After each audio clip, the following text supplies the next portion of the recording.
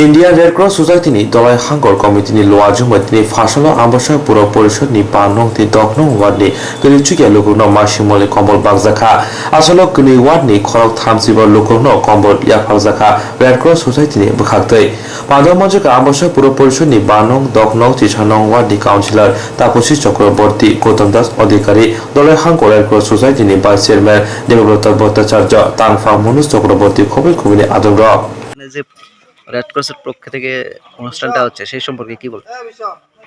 খুব ভালো লাগলো যে ইন্ডিয়ান রেড ক্রস সোসাইটি সামাজিক দায়বদ্ধতা নিয়ে সারা বিশ্বব্যাপী কাজ করছে, বিভিন্ন সামাজিক কাজ।